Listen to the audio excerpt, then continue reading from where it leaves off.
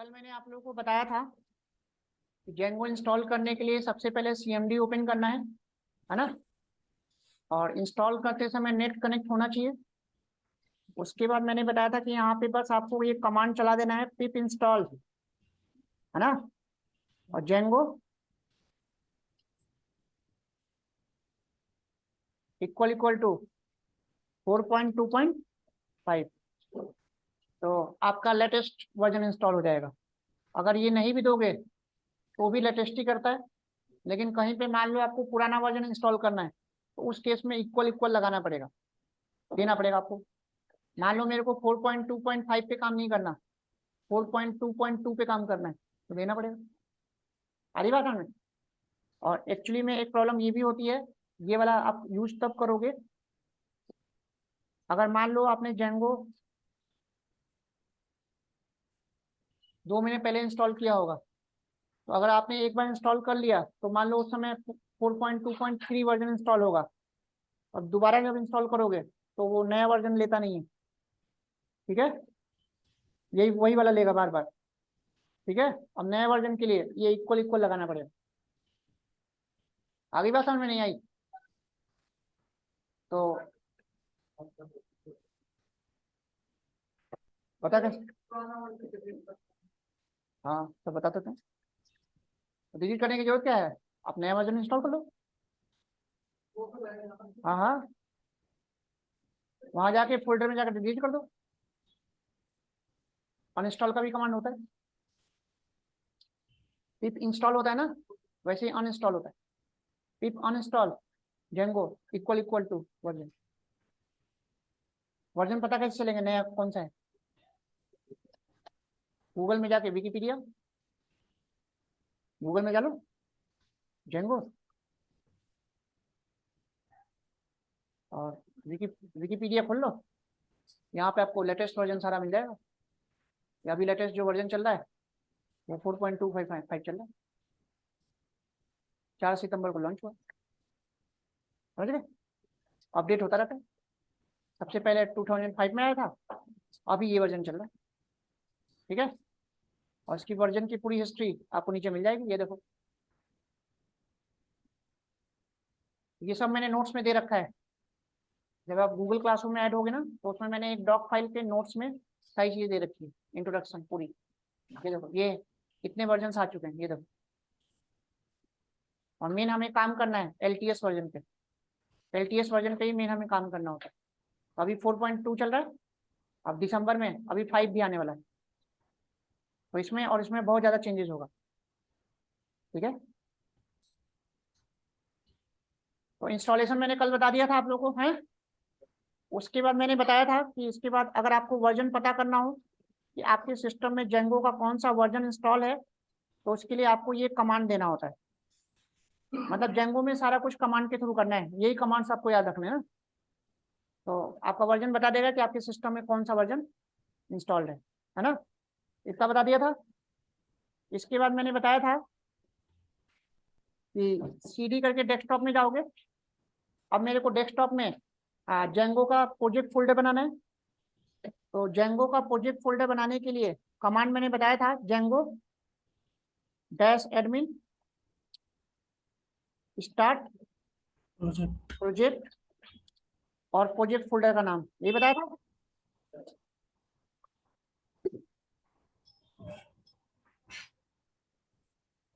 तो जैसे ही आप स्टार्ट प्रोजेक्ट जेंगो डेमो करोगे तो आपका ये फोल्डर बन जाएगा, और इस फोल्डर के अंदर पूरा डायरेक्टरी स्ट्रक्चर ये मैंने ये सब बता दिया था ना।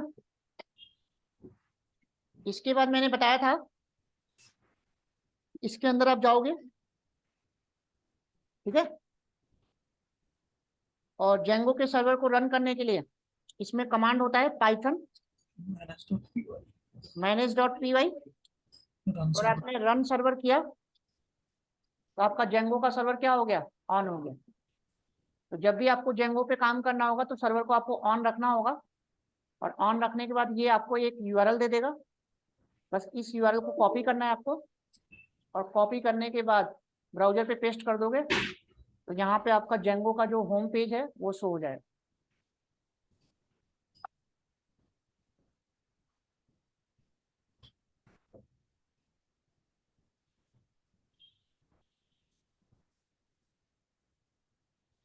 और यहाँ पे दिखाता है कि आपका जेंगो सक्सेसफुली इंस्टॉल हो चुका है ना।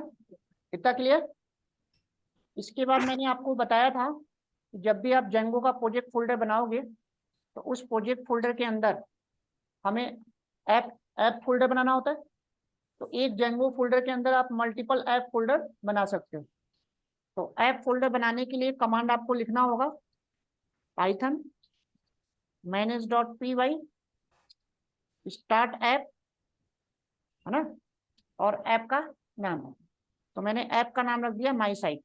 कुछ भी रख सकते हो आप अपने मन से, अभी तो मैं ऐसे ही डेमो बना रहा हूँ।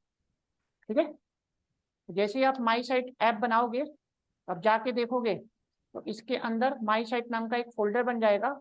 और इसी माई साइट ऐप फोल्डर के अंदर जो MBT आर्किटेक्चर बताया था उसका पूरा आपको डायरेक्टरी स्ट्रक्चर मिल जाएगा, सारी फाइल्स मिल जाएंगी।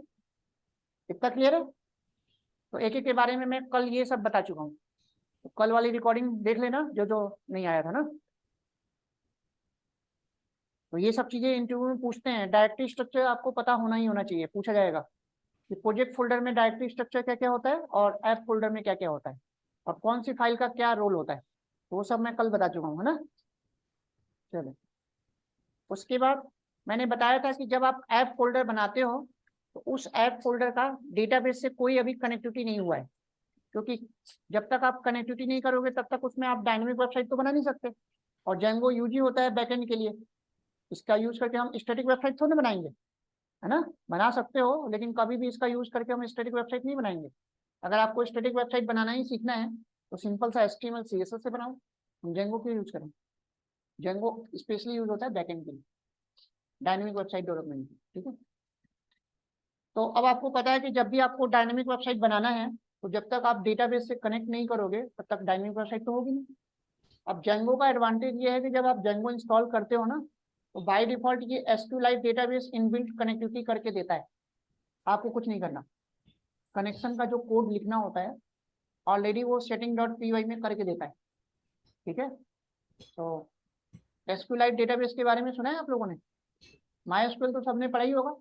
Yes. आपको ये पता है कि MySQL जो डेटाबेस है वो ओपन सोर्स होता है, फ्री है ना।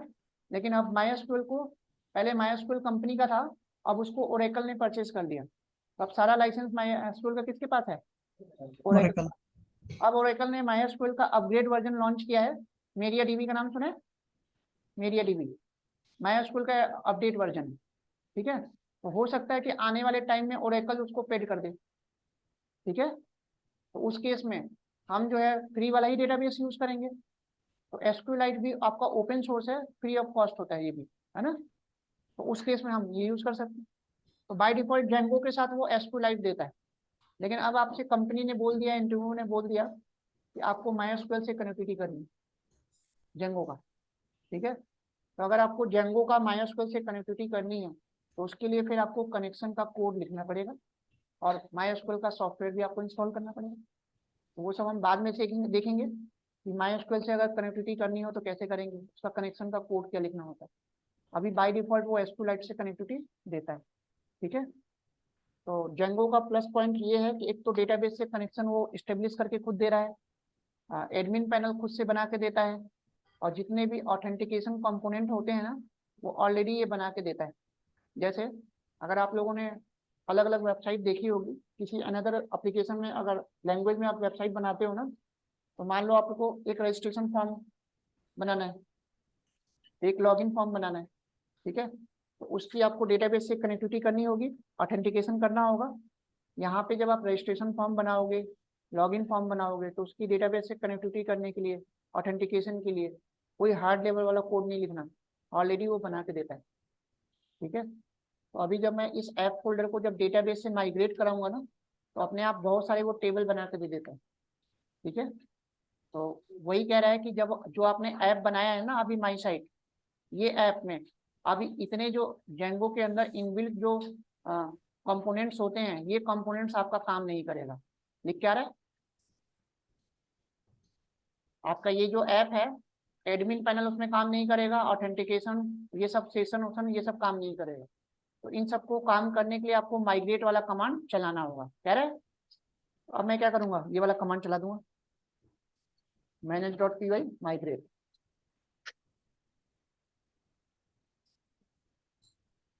और अगर देखो फोल्डर के अंदर तो देखो यहाँ पे SQLite डेटाबेस आ रहा है। तो अब आप क्या करोगे, माइग्रेशन का कमांड आपको चलाना होगा। जैसे ही माइग्रेट वाला कमांड चलाओगे वो सारे टेबल सोबल बना देता है। देखो तो SQL की ही क्वेरी चल रही है, अल्टर वाली क्वेरी चल रही है। अल्टर वाली क्वेरी चला के उसने माइग्रेट करके सारे जो टेबल्स हैं ऑलरेडी वो बना दिया हो। कितना क्लियर, कोई कंफ्यूजन? तो यहाँ तक ये सब कल बता दिया था। इसके बाद मैंने ये भी बताया था कि अगर आपको एडमिन पैनल का यूजर नेम पासवर्ड क्रिएट करना होता है तो उसके लिए आपको क्या करना पड़ेगा, पाइथन manage.py और क्रिएट सुपर यूजर करना होगा। और सुपर यूजर करके ये जब कमांड दोगे तो वो यूजर नेम मांगेगा। तो मान लो मैंने यूजर नेम एडमिन दे दिया, और ईमेल आईडी मांगेगा तो कोई भी आप ईमेल आईडी दे देना। पासवर्ड मांगेगा तो मान लो मैंने पासवर्ड admin123 दे दिया। सेम वही पासवर्ड 2 बार देना होगा। जो पासवर्ड दोगे दिखेगा नहीं, लेकिन वो ले रहा होगा। ठीक है। अब वो बोल रहा है कि जो आपने पासवर्ड दिया है ना admin123, वो बहुत ही वीक पासवर्ड है, कॉमन है ना। कोई नहीं, अभी तो हम डेमो के लिए बना रहे हैं तो यस कर देंगे। ठीक है, कह रहा है कि आप स्ट्रॉन्ग पासवर्ड दो, है ना। इस तरह से आपका बन गया। अब आप क्या करोगे, सर्वर को क्या करोगे, रन कर दो। अब देखो, अब आपका कोई एरर यहाँ पे शो नहीं कर रहा है ना। पहले वो वार्निंग आ रहा था, अब तो सब कुछ ओके दे रहा है, नो इशू। कोई भी आपका इशू है नहीं। अब आपका ऐप जो है डेटाबेस से कनेक्ट हो चुका। इतना क्लियर? तो इतना तो बेसिक स्टेप्स है जो आपको करना ही करना है। कोई भी आप प्रोजेक्ट बनाओगे डेमो में, इतना काम तो आपको करना ही करना है। बेसिक स्टेप्स है ना। चलो आगे देखो। तो यहाँ तक मैंने कल ऑलरेडी बता दिया था। अब एडमिन पैनल में जाने के लिए /admin करोगे, है ना। और यहाँ पे आप यूजर नेम पासवर्ड दे दोगे। ठीक है, इसमें कुछ प्रॉब्लम आ रही है, CSS ले नहीं रहा है। आपके में पूरा लॉगिन पैनल अच्छा सा आएगा ना। अब मेरे में भी ऐसा ही सेम आ रहा है। हाँ, तो वो देखना पड़ेगा वो। तो यहाँ से आप इसमें देखोगे जाके, तो देखो यहाँ पे एक यूजर्स नाम का टेबल वोबल बना देता है ना। ठीक है, और यहाँ से लॉग आउट कर लेना। लेकिन एडमिन में तो हमें काम करना नहीं है, बस देखने के लिए। ठीक है, काम हमें तो सारा उस पर करना है ना। यहाँ तक बेसिक समझ में आ गया था। चलो आगे देखो।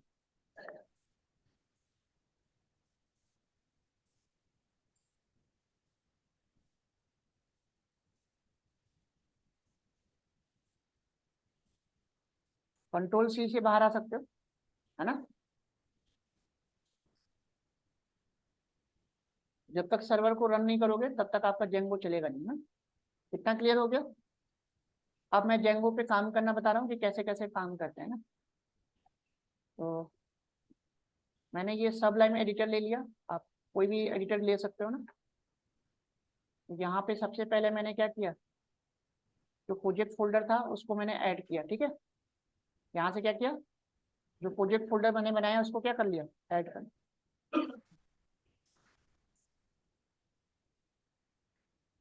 अब यहाँ पे हमें सब सारा कुछ दिख जाएगा जो जो मैंने कल बताया था, है ना। कल मैंने बताया था कि सबसे पहले आपको अलग अलग पेज के लिए URL बनाना पड़ता है। तो URL बनाने के लिए आप कहाँ पे जाओगे, urls.py में, है ना। और उसके पहले पहले सेटिंग में आपने जो भी ऐप फोल्डर बनाया है उसको क्या करना पड़ेगा, रजिस्टर करना पड़ेगा। उसके लिए इंस्टॉल्ड ऐप में यहाँ पे आप जाओगे, और जो भी आपने ऐप फोल्डर बनाया है उसको क्या करोगे, रजिस्टर करो। यहाँ तक कोई कंफ्यूजन किसी को? ठीक है, जितने भी आप ऐप बनाओगे फोल्डर वो सब यहाँ पे रजिस्टर करना पड़ेगा, तभी वो काम करेगा। अब मैंने urls.py में मैं अलग अलग 2 पेज बनाता हूँ, एक होम का एक अबाउट का ना। तो 2 पेज बनाने के लिए अलग अलग URL बनाना पड़ेगा। तो URL बनाने के लिए सबसे पहले आपको यहाँ पे लाइब्रेरी इंपोर्ट करनी पड़ेगी, फ्रॉम माई साइट इंपोर्ट और व्यूज करो। ये लाइन तो आपको लिखनी है, क्लियर। और इसके बाद हम इसमें URL बनाने के लिए पाथ नाम का फंक्शन होता है। ठीक है, और सबसे पहले मैंने यहाँ पे कुछ नहीं दिया, तो बाय डिफॉल्ट वो इंडेक्स वाला पेज लेगा। और इसके बाद हमें क्या देना होगा, views dot view dot index. Index. और इसके बाद नेम में क्या देना पड़ेगा? इंडेक्स।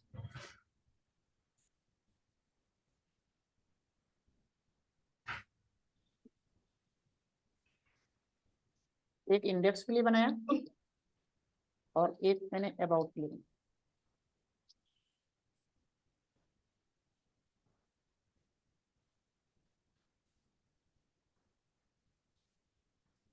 तो यहाँ तक सबको समझ में आ रहा होगा।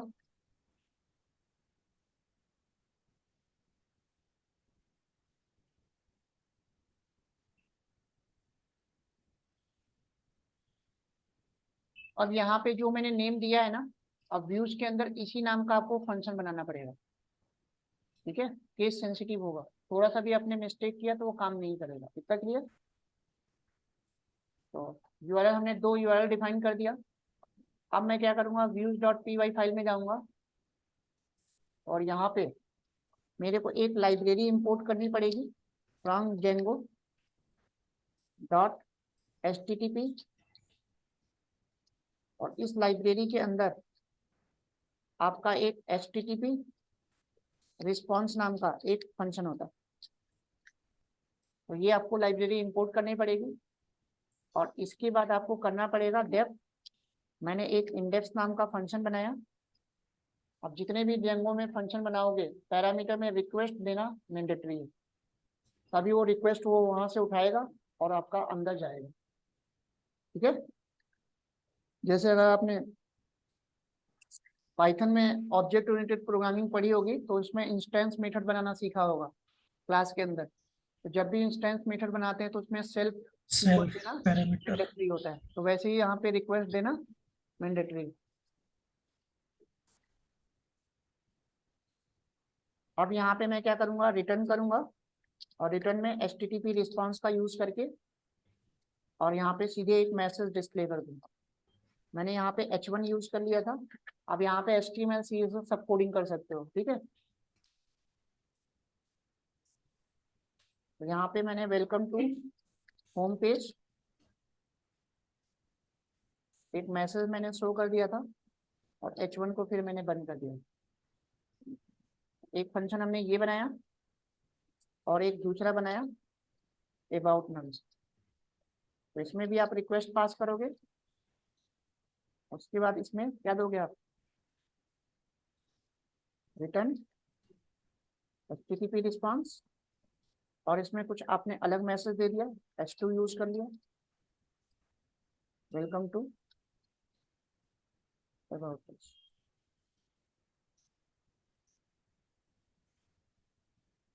यहाँ तक बेसिक कॉन्सेप्ट आप लोगों को क्लियर हुआ। अब मैं जब रन करूंगा, अब यहाँ पे अगर आप जाके देखोगे तो अगर कुछ एरर होगा तो यहाँ पे शो कर देगा, है ना। कुछ भी अगर गलती कर दिया तो यहाँ पे एरर ऐसे शो करेगा। ये देखो, मान लो आपने यहाँ पे आई कैपिटल दे दिया, अब वहाँ पे नेम में यूआरएल में तो आई कैपिटल था नहीं, अब यहाँ पे देखो एरर शो कर देगा। तो कितना बड़ा एरर दे दिया, है ना। तो ऐसे अगर एरर आ जाएगा तो तुरंत समझ जाना है कि आपका आपका पेज रन नहीं करेगा, है ना।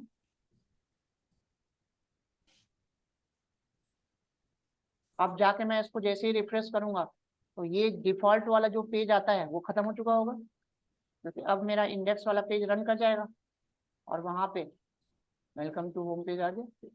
अब मैं यहाँ पे स्लैश अबाउट करूंगा तो मेरा अबाउट वाला आ जाएगा। तो अभी तो मेरे को यहाँ पे देना पड़ रहा है ना। मान लो ऐसे ही मैंने चार यूआरएल बना दिया, एक होम का, एक अबाउट का, एक सर्विसेज का, एक कॉन्टेक्ट का, बार बार मेरे को स्लैश देना पड़ेगा ना। तो ऐसा हम करेंगे थोड़ा ना। तो अभी जब हम HTML का पेज बनाना सीखेंगे तो वहां पे हम मीनू लिंक्स बनाएंगे और उस मीनू लिंक्स पे जब क्लिक करेंगे ना तो अपने आप वो यूआरएल चेंज होगा, हमें देना ना पड़े। हम देंगे थोड़ा ना, हम तो मीनू लिंक्स बनाएंगे, home, about us, services, contact. और अबाउट अस लिंक पे जब क्लिक करें तो अपने आप वहाँ पे यूआरएल में क्या आ जाए, स्लैश अबाउट आ जाए, है ना। तो ऐसा करेंगे अभी। इतना समझ में आया? अभी हम हेडर टेम्पलेट बनाना सीखेंगे। हेडर टेम्पलेट बनाने का कॉन्सेप्ट क्या होता है, सबसे ज्यादा आपको प्रोजेक्ट पे हेडर टेम्पलेट्स पे ही काम करना होगा। तो टेम्पलेट इंजन वाले रूल को अगर आप फॉलो करोगे तभी आप जेंगो का एडवांटेज समझ सकते हो। ठीक है, यहाँ तक बात समझ में आ गई।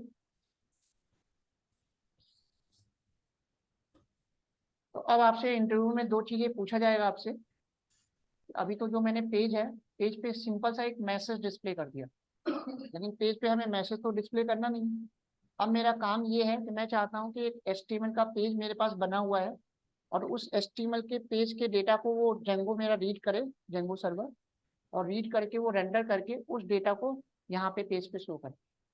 ठीक है, तो आपको दो चीजें याद रखनी है कि अगर पेज पे, वेब पेज पे अगर सिंपल सा मैसेज डिस्प्ले करना है, तब तो आप HTTP रिस्पॉन्स वाला मेथड यूज करोगे, फंक्शन यूज करोगे।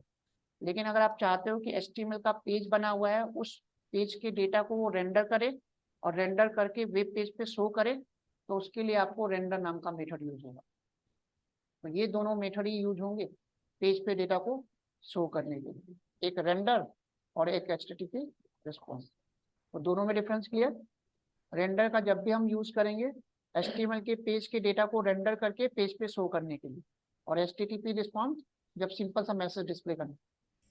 समझो ये प्रिंट का काम करता है, समझ गए? तो अब हम पेज बनाए HTML का।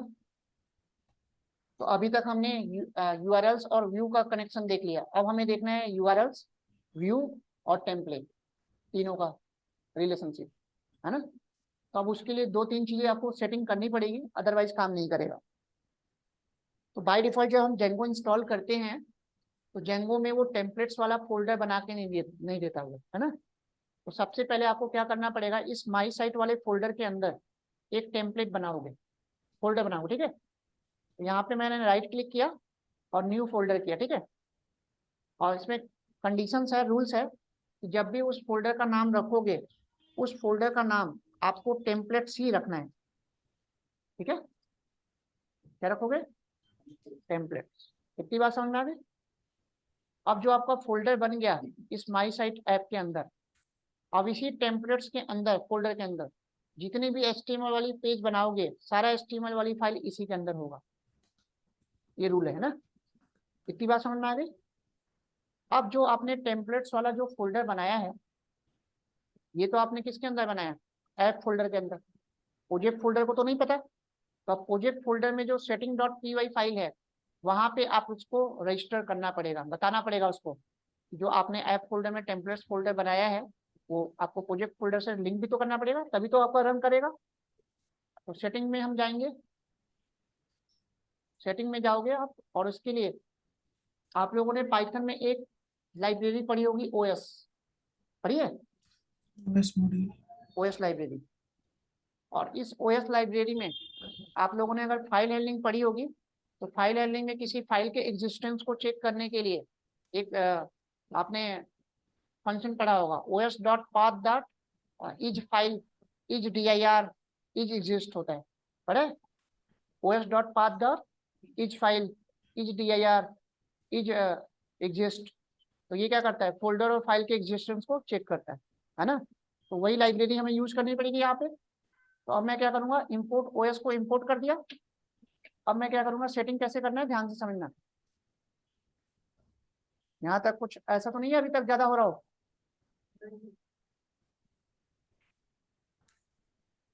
तो इस टेम्पलेट्स के अंदर आपको आना है, और यहाँ पे वो डायरेक्टरी का आपको पाथ देना पड़ेगा। तो कैसे पाथ देंगे?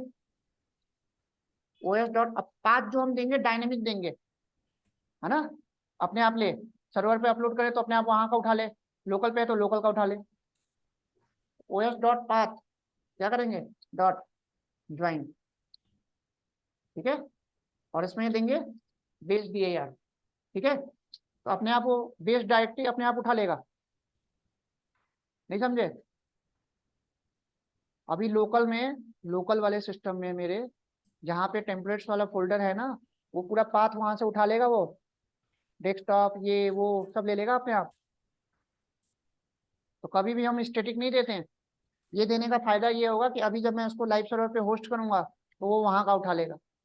अगर स्टैटिक दे दिया फिर तो आप देते रह जाओगे, फिर वहां पे बार बार चेंज करना पड़ेगा आपको। तो ये डायनेमिक बनाने का एडवांटेज ये होगा कि अपने आप जहाँ पे भी इसको कॉपी पेस्ट करोगे, एक सिस्टम से दूसरे सिस्टम पे पेस्ट कर दिए, डी ड्राइव में पेस्ट कर दिए, वहां को उठा लेगा, आपको कुछ चेंज नहीं करना। समझ गए? और इसके अंदर अब आप फोल्डर का नाम दे दोगे जो आपने फोल्डर बनाया। इतनी बात समझ में आ गई सबको? जब तक ये सेटिंग नहीं करोगे तब तक वो HTML वाला जो फाइल है वो रेंडर करके वहां पे शो नहीं करेगा। पाथ मिलना भी तो चाहिए। इतनी बात समझ में आ गई सबको? अभी तक कोई डाउट है तो बताओ। हाँ जी, पीछे समझ में आ रहा है?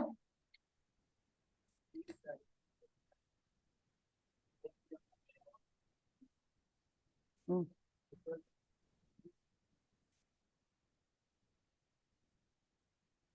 सबके लिए कॉमन हो जाएगा ना वो, सबके लिए कॉमन हो जाएगा। वहां पे बस आपको यूआरएल वाली फाइल में चेंज करना है। वहां पे जब यूआरएल आप बनाओगे ना, तो उसके लिए आप अलग एक यूआरएल वाली फाइल खुद से हम बना सकते हैं ऐप के लिए। ठीक है, ऐप का नाम देना पड़ेगा आपको। समझ गए? चलो, इतना क्लियर हुआ सबको? अब मैं क्या करता हूँ, इस टेम्पलेट वाले फोल्डर में अब मैं HTML का पेज बनाने जा रहा हूँ। ठीक है, और HTML की कोडिंग आप लोग को आती है, तो न्यू फाइल किया और यहाँ पे मैंने सेव कर दिया इसको, index.html। ठीक है,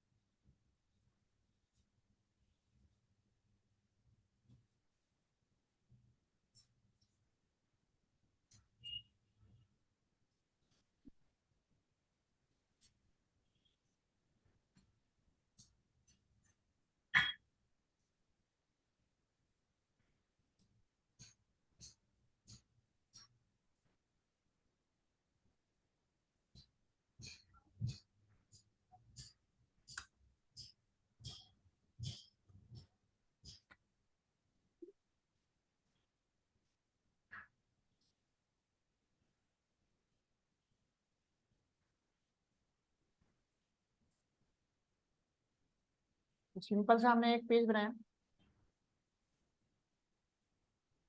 यहाँ तक कोई कंफ्यूजन?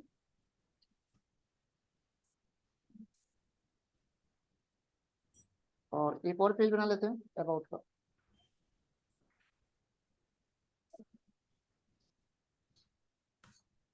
हाँ हाँ, सब बनाओ।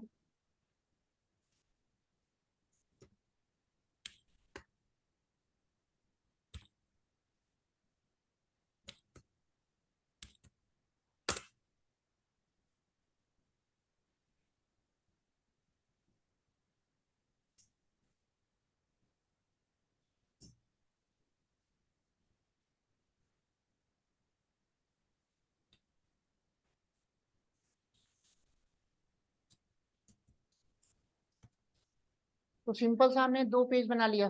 पेज तो आप जितना अच्छा चाहे वैसा बनाओ, अलग अलग इमेज लगाओ, सब कुछ लगा के बनाना अच्छा सा है ना। अभी तो मैंने सिंपल सा पेज बना दिया दो। अब मैं चाहता हूँ कि वहाँ पे जो यूआरएल हमने दो बनाया था, एक इंडेक्स और अबाउट नाम से, उस यूआरएल को जब वो हिट करे रिक्वेस्ट, तो अपने आप ये पेज को रेंडर करे और इसके डेटा को वहाँ पे क्या करे, डिस्प्ले करे ना। समझ में आया यहाँ तक? तो अब मैं क्या करूँगा, अब मैं इस केस में HTTP रिस्पॉन्स यूज नहीं करूँगा। ठीक है, क्या यूज करूँगा, रिटर्न रेंडर। तो रेंडर नाम का फंक्शन अभी मैंने बताया। हाँ, इसमें कितने पैरामीटर देने होते हैं? है, कोई दो बोल रहा है, कोई तीन बोल रहा है। दो मिनिमम और तीन मिनिमम।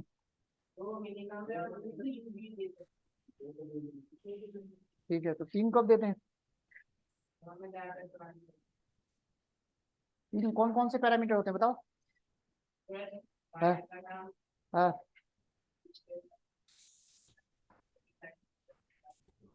उसको बोलते हैं क्या है पैरामीटर को? पैरामीटर को बोलते क्या है? तो रेंडर में तीन पैरामीटर देना है, तीसरा पैरामीटर आपका ऑप्शनल है। तो पहले पैरामीटर में ये याद रखना, ये पूछा जाएगा इंटरव्यू में, रिक्वेस्ट। पहला पैरामीटर रिक्वेस्ट देना मैंडेटरी है। दूसरे में आपको टेम्पलेट का नाम, जो भी आपने टेम्पलेट्स बनाया है, HTML पेज है ना। तो अभी मैंने पेज क्या बनाया, index.html। स्टीमर, तो उसको आप सिंगल कोट में दे दो,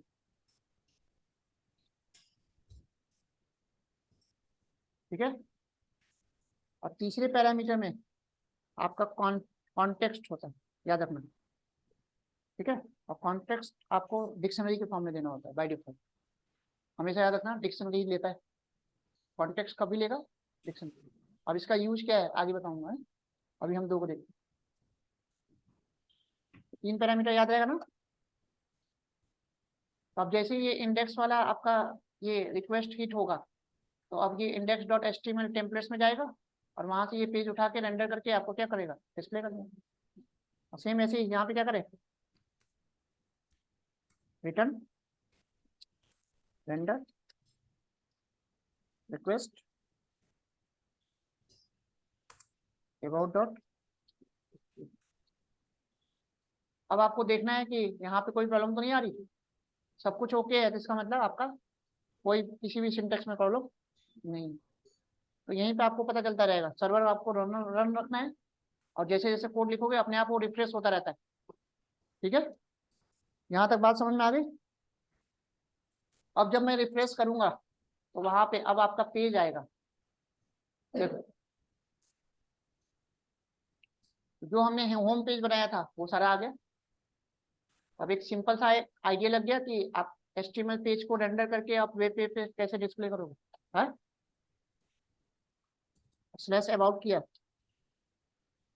about तो इतनी बात समझ में आ गई, कोई कंफ्यूजन। तो अब आप अलग अलग यूआरएल बना के अलग अलग इसमें काम कर लोगे। चलो आगे देखो।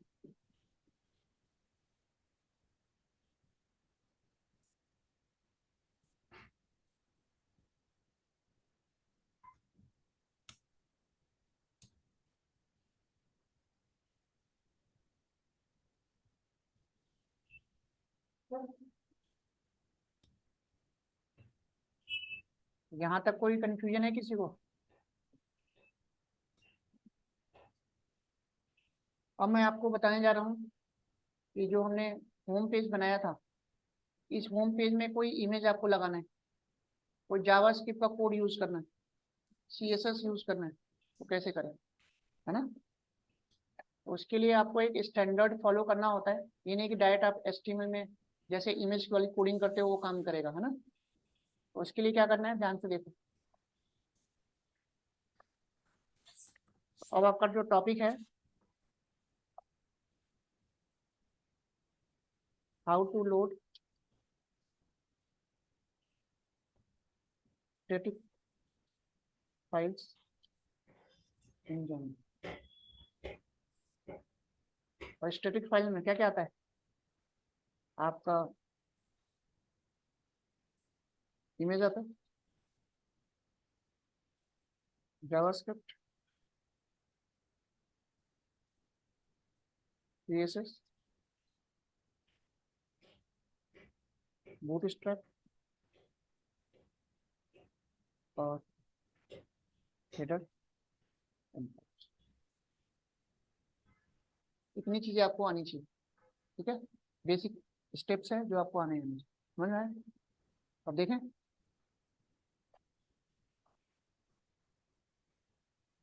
हो गया यहाँ तक। तो अब इसके लिए आपको क्या करना होगा, सबसे पहले ऐप फोल्डर के अंदर एक स्टैटिक नाम का फोल्डर बनाओगे, स्टैंडर्ड को फॉलो करना है ना। उस फोल्डर का नाम हमेशा क्या होगा, स्टैटिक। तो मैंने क्या किया, एक फोल्डर बनाया स्टैटिक नाम से, और इस स्टैटिक फोल्डर के अंदर तीन सब फोल्डर बनाओगे, एक इमेजेस नाम से, एक जेएस नाम से, और एक सीएसएस नाम से। तो ये रूल्स फॉलो करना होगा आपको, है ना।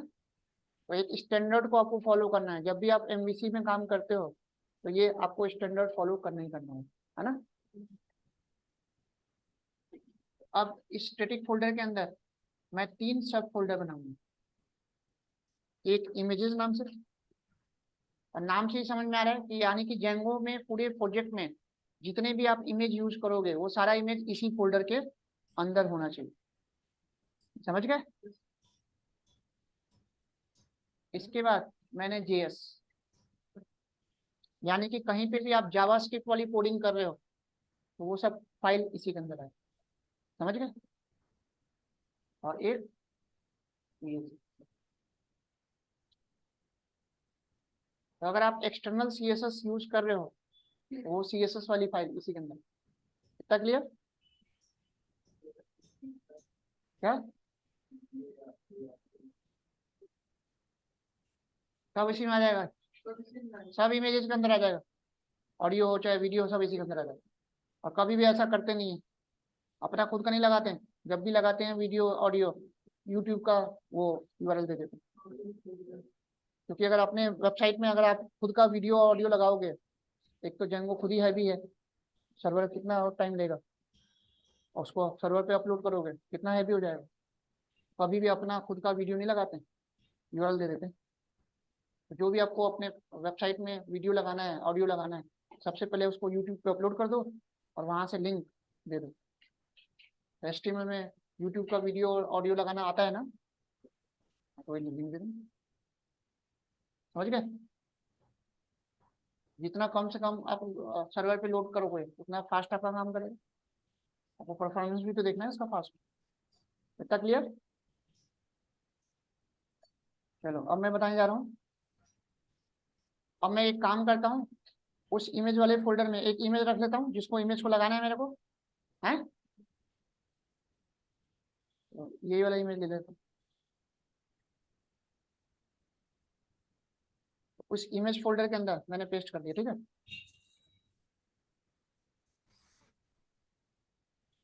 जेंगो नाम का एक फोल्डर है, इमेज है, ठीक है। कोई भी इमेज ले सकते हो आप, है ना। तो इसका एक्सटेंशन आप देख लेना, एक्सटेंशन है क्या, JPG है।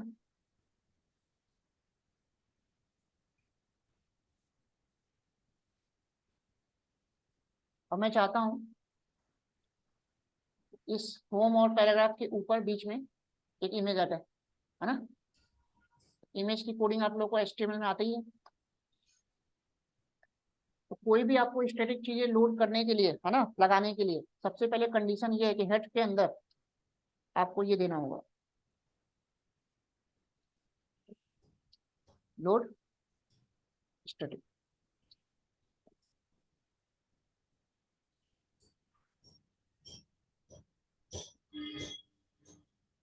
ठीक है, तो ये लाइन लिखना मैंडेटरी है हर पेज में। जिस भी पेज में आप स्टैटिक चीजें लगाना चाहते हो, इमेज, HTML, ये CSS, जावास्क्रिप्ट, है ना, तो लोड स्टैटिक देना मैंडेटरी। ठीक है, कोई डाउट? चलो अभी इमेज लगाए। अब मैं क्या करूंगा, इस पैराग्राफ से पहले मेरे को इमेज लगाना है। तो इमेज के लिए लगाने के लिए IMG बताइए, IMG SRC, है ना। आ रही बात समझ? अभी इस SRC के अंदर HTML में डायरेक्ट हम इमेज का पाथ दे देते थे, अपने आप आ जाता था। लेकिन यहाँ पे आपको सेट करना पड़ेगा क्या, स्टैटिक। आपको डिफाइन करना पड़ेगा ना कि वो इमेज है कहाँ पे। तो स्टैटिक के अंदर, इमेजेस फोल्डर के अंदर, और उस इमेज का नाम, तो ऐसे आपको मेंशन करना पड़ेगा, नहीं तो लेगा नहीं फिर। बात समझ में आई सबको, नहीं आई? तो ये एक स्टैंडर्ड आपको फॉलो करना है, ठीक है। अब उसके बाद अब जितनी भी इमेज की प्रॉपर्टी होती है वो यूज कर लो। विथ है, हाइट है, बॉर्डर है, अल्ट है, ALT, जो जो है वो सारा यूज कर लो।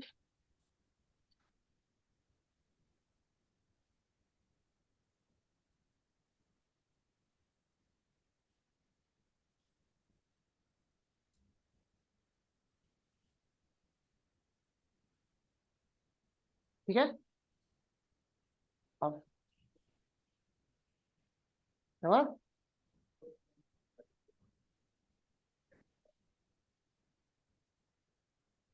अच्छा यहाँ नहीं लगाया भूल गया। तो एक एक सिंटेक्स ध्यान से देना है, थोड़ा सा भी मिस्टेक हुआ तो काम नहीं करेगा।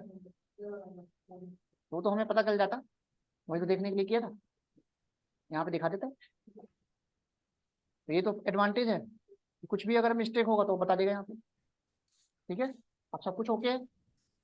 जाके रिफ्रेश करो तो वहाँ पे इमेज शो हो जाना चाहिए। तो शो हो गया। तो इमेज लगाना समझ में आ गया। तो जेंगो में किसी भी पेज में अगर आपको इमेज लगाना है तो आपको ये जो स्टैंडर्ड मैंने अभी बताया, एक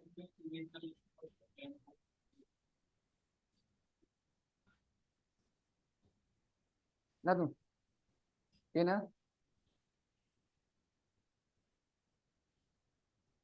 हाँ ले बात तो देना पड़ेगा। तो वह क्या बैकग्राउंड इमेज, अरे वो तो HTML में कोडिंग करोगे ना वहाँ पे बॉडी के अंदर, बॉडी के अंदर बैकग्राउंड।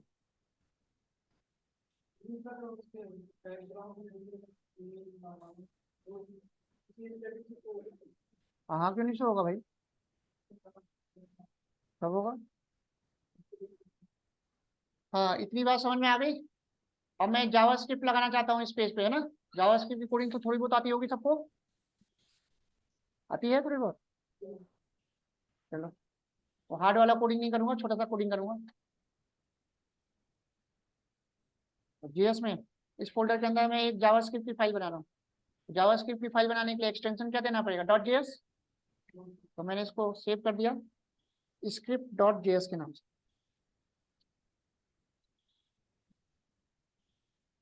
ठीक है, और सिंपल सा कुछ नहीं करता मैं, एक पॉपअप मेरे को शो करना है।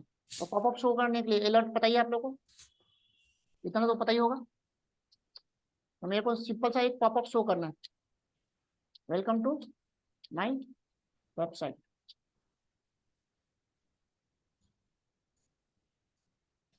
ठीक है, अब इस अलर्ट को मेरे को यूज करना है ना इस पेज में, है ना। तो कुछ नहीं करना, यहाँ पे स्क्रिप्ट है और यहाँ पे क्या जाएगा, SRC, है ना। SRC में क्या आ जाएगा, सेम वही चीज, स्टैटिक सिंगल कोड के अंदर GS dash script dot JS. Concept समझ में आ रहा है आप लोगों को। बस यही चीजें आप लोग को याद रखनी, बस हो गया आपका काम। अब देखिए मैं रन करूंगा, एक बार देख लेते हैं कुछ गलती तो नहीं है, सब कुछ ओके है। अब देखो जैसे मैं रिफ्रेश करूंगा तो सबसे पहले वो पॉपअप आएगा, नहीं आया क्या, नाम गलत लिख दिया,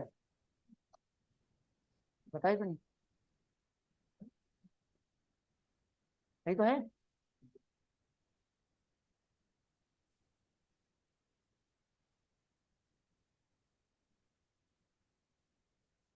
हाँ नाम गलत लिखा है, सही तो है, कोई नहीं, इसको फिर से एक बार रन कर लेंगे, कभी कभी लेता नहीं है ना। आ गया, ठीक है। तो पहले जावास्क्रिप्ट चला, उसके बाद होगी क्या, जावास्क्रिप्ट लगाना, इमेज लगाना समझ में आ गया, कोई दिक्कत। चलो, तो अब मेन मेन काम मैं बताने जा रहा हूँ, जो आपको मेन काम करना है ना। इतना को क्लियर हो गया आप लोगों को। चलो,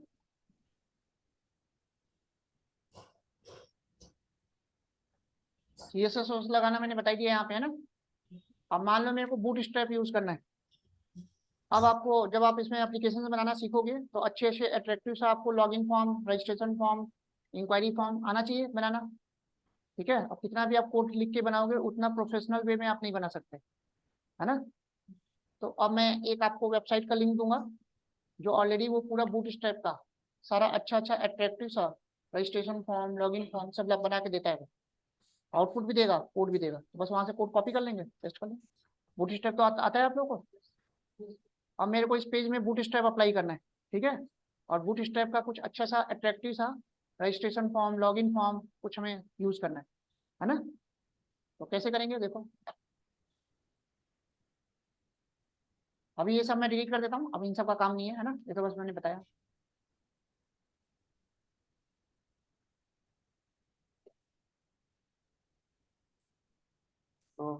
हेडर टेम्पलेट मंडे बताऊंगा मैं। हेडर टेम्पलेट तो बहुत इंपॉर्टेंट है, काम ही उसी पे करना है ना। चलो बूट स्ट्रैप बता देता हूँ कैसे करना है। तो बूट स्ट्रैप अप्लाई करने के लिए बूट स्ट्रैप पे आप दो तरह से काम कर सकते हो, एक ऑफलाइन और एक ऑनलाइन। ऑफलाइन अगर आप काम करोगे तो आपको क्या करना पड़ेगा, बूट स्ट्रैप की दो मेन लाइब्रेरी होती है, पढ़ा होगा आप लोगों ने, एक जेएस की और एक सीएसएस की। तो जेएस वाली जो लाइब्रेरी है उसको आपको डाउनलोड करके, है ना, जेएस वाले फोल्डर के अंदर रखना पड़ेगा, और सीएसएस वाली जो लाइब्रेरी है उसको सीएसएस फोल्डर में रखना पड़ेगा और कॉल करना पड़ेगा। तो बेस्ट हम ये है कि हम ऑनलाइन वाला लिंक वाला सीडीएन काम करेंगे, तो उससे हमारा सर्वर पे लोड कम रहेगा ना, फालतू में स्पेस ऑक्यूपाई नहीं करेगा, है ना। सीधे हम क्या करेंगे, बूट स्ट्रैप से सीडीएन उठाएंगे और यहाँ पे कॉपी पेस्ट करके डाल देंगे। तो बूट स्ट्रैप की ऑफिशियल वेबसाइट आपको पता ही है, getbootstrap.com। getbootstrap.com में जाएंगे और अभी लेटेस्ट आपका जो बूट स्ट्रैप है वो 5 चल रहा है ना, आपका 5.3 लेटेस्ट चल रहा है। इस वर्जन को हमें करना है यूज। मैं यहाँ पे डाउनलोड पे क्लिक करूंगा और यहीं पे आपको सीडीएन मिल जाएगा। दो मेन फाइल होती है, एक min.js और एक bootstrap min.js और एक bootstrap min.css, है ना। मिनीफाइड वर्जन हमें यूज करना होता है, ठीक है। ये सब आप लोगों ने बूटस्ट्रैप में पढ़ा होगा। तो मैंने यहाँ पे ये सीडीएन है, ये सीडीएन मैंने कॉपी कर लिया, दो सीडीएन ये है और दो सीडीएन आपका जे क्वेरी का भी मिलेगा, उसको भी हम कर लेंगे। यहाँ पे कॉपी किया, दोनों सीडीएन कॉपी हो गया आपको, और कुछ नहीं करना, और यहाँ पे आपको हेड के अंदर क्या करना है, पेस्ट करना है। तो जब ये सीडीएन आप कॉपी पेस्ट कर दोगे तो अब बूटस्ट्रैप की जितनी भी मैं लाइब्रेरी को यूज करूंगा, क्लास को यूज करूंगा, ऑटोमेटिकली कॉल हो जाएगा। तो ये दोनों सीडीएन कॉपी किया और दो सीडीएन और मिलेगा आपको, तो चारों सीडीएन क्या करोगे, कॉपी कर लोगे, कोई दिक्कत। तो जिस भी पेज में आपको बूटस्ट्रैप यूज करना है, चारों सीडीएन क्या करना है, हेड के अंदर पेस्ट कर देंगे। इतनी बात समझ में आ गई या नहीं आई, मोनिका आ रहा है समझ में। हाँ, बूटस्ट्रैप का एडवांटेज ये है कि बूटस्ट्रैप में जो भी चीजें यूज करोगे फुली रिस्पॉन्सिव होगा, है ना। और आजकल वेबसाइट आपका बनी रहा है रिस्पॉन्सिव। अब मैं क्या करूंगा, तो बूटस्ट्रैप अगर आप लोगों ने पढ़ा होगा तो बूटस्ट्रैप जो है टोटल ग्रिड सिस्टम पे काम करता है। और दो तरह के ग्रिड सिस्टम बताया था मैंने, एक कंटेनर होता है और एक कंटेनर फ्लूइड होता है। एक फिक्स ग्रिड सिस्टम होता है और एक फ्लूइड ग्रिड सिस्टम होता है। तो फिक्स ग्रिड सिस्टम के लिए कौन सा क्लास कॉल करते हैं, कंटेनर, और फ्लूइड ग्रिड सिस्टम के लिए कंटेनर फ्लूइड, दो क्लास होती है। तो दोनों क्लास में डिफरेंस सबको पता है ना। दो तरह के लेआउट पे काम करता है बूटस्ट्रैप, है ना।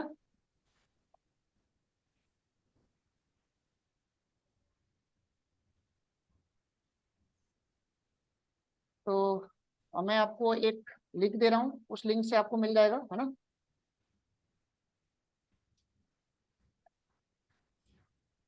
ये लिंक है,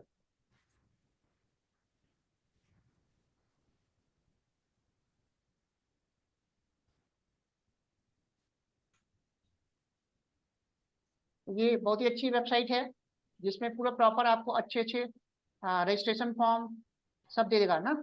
ये देखो, बेसिक रजिस्ट्रेशन फॉर्म एग्जांपल है, कुछ इस तरह का आपको रजिस्ट्रेशन फॉर्म यूज करना है। पूरा कोड बना के देता है, आपको कोड बनाना नहीं है, और फुली रिस्पॉन्सिव है, इमेज में सब लगा के देगा, है ना। तो मान लो मेरे को जेंगो में यही वाला पेज हमें यूज करना है ना, सबका कोड दे देगा यहाँ पे, शो कोड, ठीक है। ये पूरा कोड आ गया, बस कोड कॉपी करो पेस्ट कर दो, ठीक है। तो वही आपका कॉलम और रो पे काम कर रहा है। तो ये सब क्लास आपको देख, अगर बूटस्ट्रैप पढ़ा होगा तो सब क्लास समझ में आ रहा होगा, है ना। MD4 MD5, हाँ, फ्लेक्स बॉक्स सब यूज हो रहा है, ठीक है। तो ऐसे ऐसे बहुत सारे इसमें अच्छे अच्छे दिए हुए हैं, तो ये सब ट्राई करना ना। ये देखो, तो हर तरह के आपको अच्छे अच्छे इसमें रजिस्ट्रेशन फॉर्म्स मिल जाएंगे, है ना। और अगर आपको बूटस्ट्रैप आता है तो इसके कोडिंग में मॉडिफिकेशन करके मॉडिफाई भी कर सकते हैं, है ना। तो यही सब चीजें आपको करने के लिए मिलेगी इंडस्ट्री में। आ रही बात है, कोई बिल्कुल स्क्रैच से बनाता नहीं है, सब कॉपी पेस्ट करके उसमें मॉडिफाई करके अपने अकॉर्डिंग चेंज कर लेते हैं। ठीक है, तो वही आना चाहिए। देखो ये कितना अच्छा है। ठीक है, मान लो मेरे को यही वाला फॉर्म यूज करना है ना, तो मैं कुछ नहीं करूंगा। अब इसमें इस वेबसाइट में एडवांटेज ये है कि ये जो इमेज दे रखा है ना, वो भी लोकल से नहीं दे रखा है, उसने यूआरएल दे रखा है। तो कहीं पे भी मैं कोड कॉपी पेस्ट करूंगा डायरेक्ट इमेज भी आएगा। अच्छा दे रखा है ना। तो शो कोड किया, कॉपी, कोड कॉपी कर लिया पूरा, और बस मैंने क्या किया यहाँ पे, बस बॉडी के अंदर क्या किया, पेस्ट कर दिया। बस आपका काम हो गया है ना। अब जाके देखोगे तो देखो आपका पेज आ गया। इमेज नहीं आया ना इसमें, हो सकता है इसमें इमेज अलग से दे रखा हो।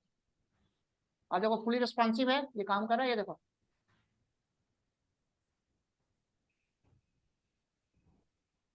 रिस्पॉन्सिव है ना पूरा, 2 मिनट के अंदर आपका बन गया फुली रिस्पॉन्सिव, है ना।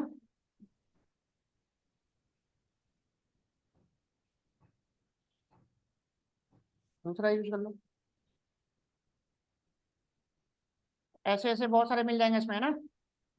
देखो बहुत सारा दिया हुआ है, रजिस्ट्रेशन फॉर्म, बहुत सारे मिल जाएंगे आपको। ठीक है, ये वाला यूज करते हैं।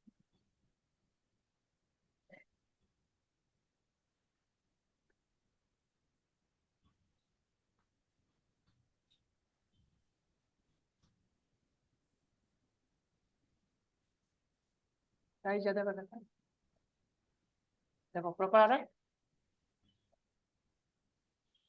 तो अब समझ में आ गया कि जेंगो में सारी स्टैटिक चीजें क्लियर हो गई, कि अगर आपको जेंगो पे पेज में एक बूट स्ट्रैप कैसे अप्लाई करना है, जेएस अप्लाई कैसे करना है, इमेज कैसे करना है, सीएसएस कैसे करना है, तो इतनी चीजें आप लोग आज करके देख लोगे सारा।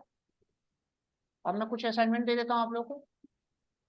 ठीक है, तो नेक्स्ट क्लास में आप लोग 4 पेज बना के दिखाना। ठीक है, होम, अबाउट अस, सर्विसेज और कॉन्टेक्ट। ठीक है, और कॉन्टेक्ट में आपका कॉन्टेक्ट का फॉर्म आना चाहिए। ठीक है, और सर्विसेज में मतलब अच्छा सा पेज बना के चारों दिखाना आप लोग, हो जाएगा। तो अब मंडे में मैं आप लोग को हेडर टेम्पलेट बनाना बताऊंगा, वो बहुत इंपॉर्टेंट है। हेडर टेम्पलेट का मतलब पता है? अरे जाना नहीं है, रुक तो थोड़ा सुन तो लो, अटैक करना चालू हो गया। बोल दिया बस, सुन लो। हेडर टेम्पलेट का कॉन्सेप्ट पता है क्या होता है? जैसे आप लोगों ने इतना तो सुना होगा कि जब भी आप वेबसाइट बनाते हो तो वेबसाइट मल्टीपल पेज का होता है। मान लो आपको एक 10 पेज का वेबसाइट बनाना है, तो आपने ये तो सुना होगा कि हर पेज में हेडर और फुटर कॉमन होता है। अब मैं जब 10 अलग अलग पेज की कोडिंग करूंगा तो बार बार हर पेज पे मैं हेडर और फुटर की तो कोडिंग नहीं करूंगा ना। अब मैं चाहता हूँ कि एक मैं होम पेज बनाऊं और उसमें हेडर और फुटर की मैंने पूरी कोडिंग कर दी। अब मैं बाकी के जितने भी पेज बनाऊं उसमें मैं बस मेरे को कंटेंट वाले पेज की कोडिंग करनी पड़े, हेडर और फुटर अपने आप आ जाए बिना कोड लिखे। ठीक है, तो इसके लिए जेंगो ने टेम्पलेट इंजन में एक फैसिलिटी दे रखी है। कौन सा टैग यूज करते हैं इसके लिए? आप लोग बताओ, आप लोगों ने तो किया होगा। अरे जेंगो टैग की बात कर रहा हूँ, जो टेम्पलेट इंजन की।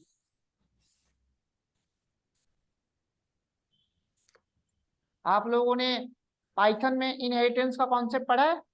पढ़ा है सर। तो जब हम बेस क्लास बनाते हैं तो उसको डेराइव क्लास में इनहेरिट करने के लिए हम उस क्लास में क्लास का नाम दे देते थे। हम्म, लेकिन इसी काम को करने के लिए सी प्लस प्लस में और जावा में एक्सटेंड्स नाम का कीवर्ड यूज होता था। तो वही एक्सटेंड यूज होगा इसमें। इनहेरिटेंस वाला कॉन्सेप्ट फॉलो कर रहा है यहाँ पे, उप्स वाला।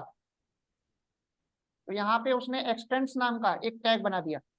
अब वो उस एक्सटेंड्स टैग का यूज करके मैं हेडर वाली प्रॉपर्टी अलग अलग जितने भी पेजेस हैं उसमें हम क्या करेंगे, इनहेरिट कर देंगे। तो बस एक लाइन मैंने एक्सटेंड वाला कीवर्ड अगर टैग यूज कर लिया तो अपने आप वो हेडर और फुटर कॉपी पेस्ट कर देंगे। समझ गए? तो वो सब मंडे करके दिखाऊंगा, मीनू नू बनाना। अब उसके बाद मंडे हम ये भी सीखेंगे कि अलग अलग मीनू लिंक्स बनाएं, और मीनू लिंक्स पे क्लिक करें तो अलग अलग पेज ओपन हो और यूआरएल अपने आप चेंज हो जाए। अभी तो हमें यूआरएल चेंज करना पड़ा। ठीक है, तो यूआरएल बनाने के लिए भी अलग कॉन्सेप्ट है जेंगो का। तो सबके लिए अलग अलग स्टैंडर्ड बना रखा है, वही स्टैंडर्ड आप लोग को सीखना है। तो अभी तक जितना बताया सब अच्छे से समझ में आ गया। तो 3 दिन का टाइम है, 2 बार 4 बार प्रैक्टिस कर लेना, याद हो जाए बिल्कुल। सर ये हम बिना HTML और CSS का भी कर सकते हैं, ये जो पेज बनाए अभी आप? हाँ हाँ, सब सब कर सकते जैसे सर मेरा ये HTML CSS नहीं पढ़े, मेरा बैकएंड है कोर्स। हैं। मेरा तो सर बैकएंड है। क्या नाम है आपका? अभय कुमार सर। बिना एचटीएमएल सीएसएस के कैसे होगा? एचटीएमएल सीएसएस तो पढ़ना है आपको। अच्छा। 1 मिनट 1 मिनट। हाँ क्या कह रहे थे, 1 मिनट बताना।